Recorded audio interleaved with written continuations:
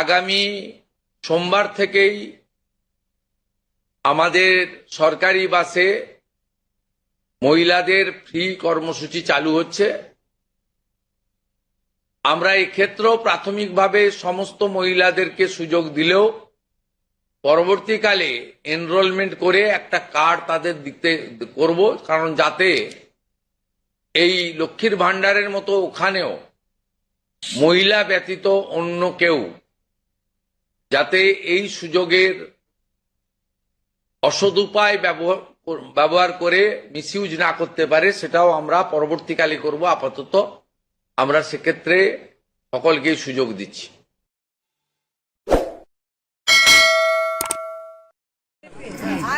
ঝালমুড়ি ঝালমুড়ি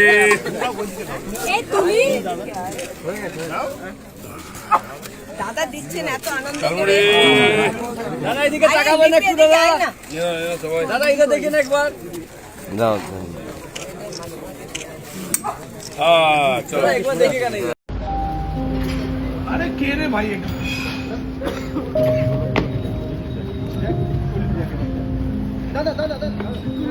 দাদা একটু সামনেটা একটু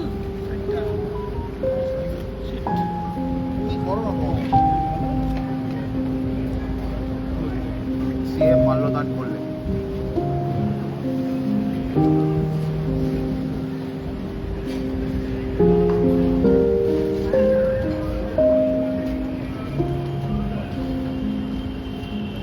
একটু ছেড়ে দিন না প্লিজ, একটু সামনেটা ছেড়ে দিন না।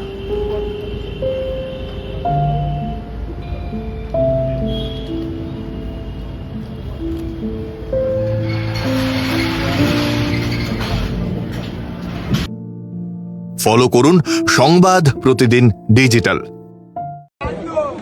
আরে মোদি যার নেতা তার কিসের ভাবনা, আমার হৃদয় মাঝে রাধা নয়নে কৃষ্ণা,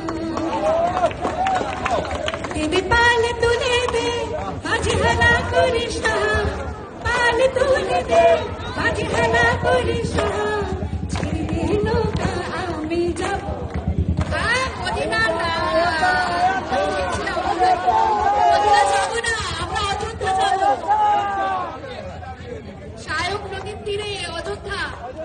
ছেড়ে দে নৌকা আমি যাব, ছেড়ে দে নৌকা আমি যাব অযোধ্যা, অযোধ্যায় রাম এলো প্রতীক্ষার পরে, আনন্দে মাতি আমরা নয়নে অশ্রু ঝরে, মা দুর্গা যার সহায় তার কিসের ভাবনা, মা দুর্গা যার সহায় তার কিসের ভাবনা, আমার হৃদয় মাঝে মোদি নয়নে অমিত শাহ, আমার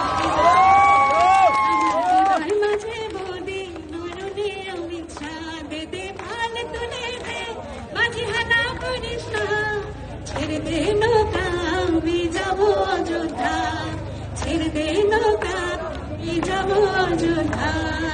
জয় শ্রীরাম, জয় জয় শ্রীরাম। এতদিন আমরা কি জানতাম যে পাট খেতে পাট চাষ হয়, খুব জোর পোকামাকড় থাকে, কিন্তু না, মা মাটি মানুষের সরকারের সেই সব নেতারা মাটির প্রতি এত টান এত ভালোবাসা যে মাটি খুঁড়তে বেরিয়ে আসে একদম বস্তা বস্তা টাকা। ঠিকই শুনছেন, মানে আলিবাবা 40 চোর যেটা একটা গল্প আছে তাকেও হার মেনে দেবে এই বাদুড়িয়ার পুরো প্রধান নয় কি, যাই হোক উনি তৃণমূলের একজন দাপুটে নেতা আর কি। সাধারণ মানুষ কিন্তু ব্যাংকে টাকা রাখে, লকারে রাখে, কিন্তু না, মা মাটি মানুষের সরকারের সেই সব পুরনো নেতারা তারা বস্তায় টাকা রাখেন। আবার পাট খেতে একটা নয় 5 বস্তা টাকা বেরিয়েছে সেখান থেকে। মানে আর একটু সময় দিলে হয়তো সারপার দিয়ে টাকা ডবল করার ধান্দায় ছিল মনে হয়। সেই কুবের মহারাজ এখন পুলিশের খাঁচায় ভর্তি। যাই হোক 5 বস্তা টাকা নয়, আরো জানলে কীর্তি যদি শুনেন আপনারাও অবাক হয়ে যাবেন। তাই ভিডিওটা শেয়ার করতে ভুলবেন না। দেখুন, বহুদিনের ত্রিফল মজুত করে রাখা, যেটা মানুষের বিলি করার জন্য আনা হয়েছে, সেটা মানুষকে বিলি না করে এখানে রেখে এই ত্রিফলগুলো রাতারাতি পাচার হয়।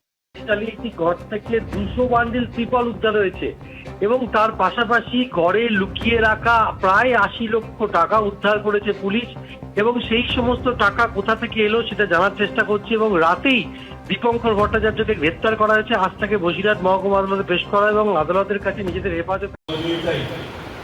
আমরা নতুন সরকার গঠন করতে পেরেছি এবং কৃষক মোর্চা সকলের দায়িত্ব নিয়ে এই সরকারকে আমরা পরিচালনা করব। আমাদের যে মোর্চাতে আছে তাদের কাজ হবে যে সরকারকে চোখের মনের মতো রক্ষা করা এবং আমাদের ব্যবহার 4 ঘন্টার বিজেপিদের নিয়ন্ত্রণ করা, দিকে দিকে কিছু নতুন বিজেপি তৈরি হয়েছে তাদের নিয়ন্ত্রণ করা। তারা আমাদের দলের কেউ নয়। বিজেপিতে এখন কোনো যোগদান নেই। যদি নিচুর তলায় কোনো বিধায়কও যোগদান করিয়ে দেন কাউকে, তাকেও দলীয় শৃঙ্খলার সম্মুখীন হতে হবে। সুতরাং এটা আমরা চলতে দেবো না। আর করা যাবে, কেউ যদি আসতে চায় তো সেটা নিয়ে দল চিন্তা ভাবনা করবে, কিন্তু এখন নয়। যারা সিন্ডিকেটে ছিল, যারা চাকরি বিক্রিতে ছিল, যারা কয়লা বালি বিক্রিতে ছিল, তাদের জন্য বিজেপির দরজা খোলা থাকবে না। বিজেপি তৃণমূল কংগ্রেসের মধ্যেও তো বহু মানুষ আছেন, অতীত ছিলেন, পরিস্থিতির বাধ্যবাধকতায় মুখ খুলতে পারেননি, কিংবা মুখ খুলে তারা দলের বিদ্বেষের শিকার হয়েছিলেন। তারা কড়া নাড়লে তাদের জন্য নির্দিষ্ট সময়সীমা আছে, কখন আসতে হবে আর কখন কড়া নাড়তে হবে। মানে ভালো তৃণমূলদের আপনারা ওয়েলকাম করছেন, খারাপ তৃণমূলদের নয়। ভালো খারাপ ঠিক করবার মালিক আমি থোড়েই। ভালো খারাপ বলে তো কিছু হয় না, এত রামকৃষ্ণই বলে গেছেন, সীমাও বলে গিয়েছেন। কিন্তু এই যে দিলীপ ঘোষ, এই দিলীপ ঘোষের এগেনস্টে একের পর এক স্ক্যাম আছে এখন পর্যন্ত। ইনি 3 বার দাঁড়িয়েছেন বোলপুর বিধানসভা থেকে, 3 বার দাঁড়িয়েছেন। একবার 13,000 ভোট পেয়েছিলেন, একবার 6,000 সামথিং ভোট পেয়েছিলেন, আর এই প্রথম এই ভোট পেয়েছেন। আপনারা সবাই জানেন সেটা ওনার কোনো কৃতিত্ব নয়, কৃতিত্ব হচ্ছে জনগণের, হিন্দুত্বের ভোট হয়েছিল। তারপরে আমাদের তো দুর্ভাগ্যের বিষয়, বা ওনার দুর্ভাগ্যের বিষয় আমি বলবো, যেখানে আমাদের বোলপুর সাংগঠনিক জেলায় কেতুগ্রাম, মঙ্গলকোটের মতো বিধানসভা জিতে গেল বিজেপি প্রার্থী, কিন্তু বোলপুরে 28% থেকে 30% মুসলিম ভোট থাকতেও তিনি জিততে পারলেন না। তাই এর পেছনে কারণ কি? এর পেছনে কারণ একটাই, উনি এখন পর্যন্ত সেটিং করে রাজনীতি করে এসেছেন। আজকে যদি সেটিং করে রাজনীতি না করতেন, তাহলে দিলীপ ঘোষকে দায়িত্ব করে আমি বলতে চাই এখানে এই প্রেস মিটের মাধ্যমে, যদি আপনার দম থাকে, কালকে আপনি চ্যালেঞ্জ করুন যুব মোর্চার সঙ্গে, আপনি একটা মিটিং করুন, আমরা একটা প্রোগ্রাম করছি, আমি কথা দিলাম আপনি 15টার বেশি লোক বার করতে পারবেন না। আজকে বিজেপির এই হাল যদি হয়ে থাকে বোলপুরে, সেটা শুধুমাত্র দিলীপ ঘোষের জন্য। দিলীপ ঘোষ কোনোদিন পার্টিটাকে বাড়তে দেয়নি, তার প্রমাণ হচ্ছে এই প্রথম দেখুন যুব মোর্চা এত খাটলো ওনার জন্য, আজকে উনি যুব মোর্চার এগেনস্টে এরকম বক্তব্য দিয়েছেন। এই যুব মোর্চা এত খাটলো ওনার জন্য। আরো একটা আপনাকে বলে রাখি, এই সেই দিলীপ ঘোষ যিনি ভোটের আগে, আমার কাছে তথ্য আছে, উনি ভোটের আগে যার এগেনস্টে আমরা করলাম, আপনার যে অভিযানটা চালালাম অবৈধ পার্কিংয়ের, সেই নিমাই দাসের সঙ্গে তিনি সোনাঝুরির একটা অবৈধ বেসরকারি হোটেলে বসে মিটিং করেছেন। কি দরকার ছিল ওনার মিটিং করার? যেখানে এইবারের ভোট হিন্দুর একত্রীকরণের ভোট চলছে, চারিদিকে হিন্দুরা একত্রিত হয়ে বিজেপিকে ভোট দেওয়া প্ল্যানিং করছে, আমরা সবাই বুঝতে পেরেছিলাম, যতজন আছি সবাই বুঝতে পেরেছিলাম যে হিন্দুর ভোট কনসলিডেট হচ্ছে এবং সেটা বিজেপিতেই পড়বে। তাহলে কি এমন দরকার পড়েছিল দিলীপ ঘোষের যে নিমাই দাসের সঙ্গে বসে মিটিং করতে হবে? দ্বিতীয়, প্রত্যেকটা প্রোগ্রামের আগে উনি ক্যান্সেল করেছেন, নিজে থেকে ক্যান্সেল করেছেন। উনি আমাকে নিজে বলেছেন এইবার ভোট হিন্দুত্বের ভোট হবে, আমাদের যাওয়ার দরকার নেই, আমাদের এই করার দরকার নেই।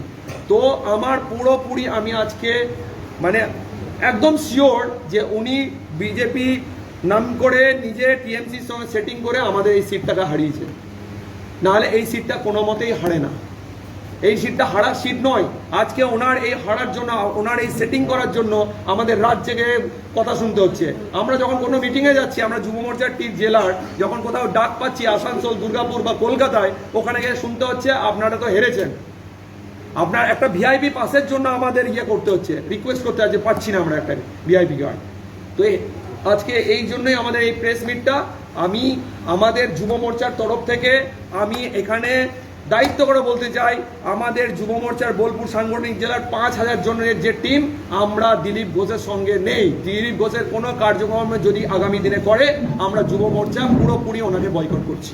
এই যে দাদা সেটিং তত্ত্বর যে ব্যাপার বলছেন, মানে বিজেপির আপনাদের প্রার্থী বিধানসভা 2026-এর সেটিং তত্ত্বের কথা বলছেন, এই যে ঘটনা, আপনারা কি রাজ্য নেতৃত্ব এবং জেলা নেতৃত্বকে লিখিত আকারে হোক যেভাবেই হোক আপনারা কি জানিয়েছেন? এখনো জানাইনি, আমরা এই প্রেস মিট করলাম। আমি ভার্বালি আমাদের সাংগঠনিক জেলা সভাপতি সম্মানীয় শ্যামাপদ মণ্ডল মহাশয়কে জানিয়েছি। আমি ওনাকে বলেওছি এটা আমার প্রেস্টিজের ব্যাপার, উনি যেই কাজ করেছেন আমার প্রেস্টিজের ব্যাপার, এর এগেনস্টে আমি বাইট দিয়ে দেবো, প্রেস মিট করব।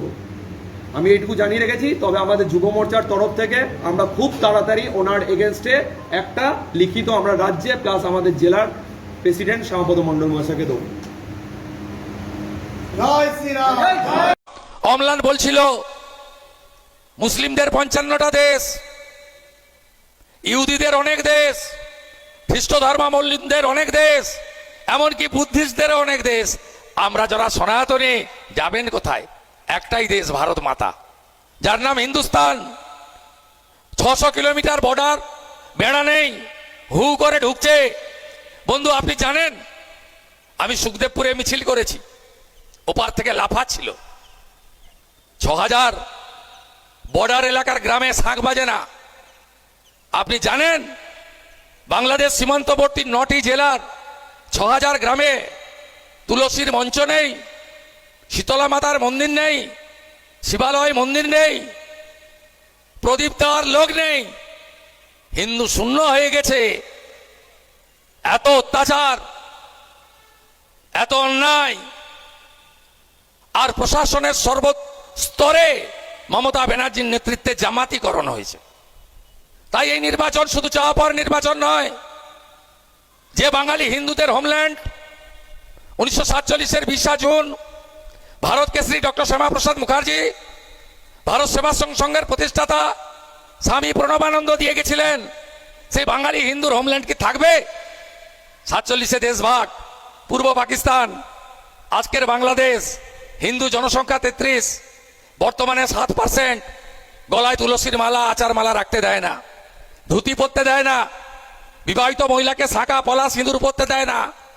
বললে বলে ধর্ম পরিবর্তন করো, নইলে দেশ ছাড়ো, ওপারে চলে যান।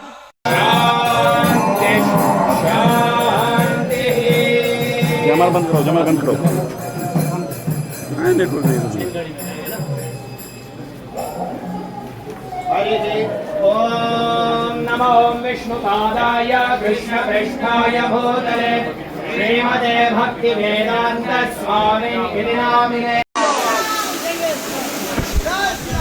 জয় শ্রীরাম দাদা, জয় শ্রীরাম।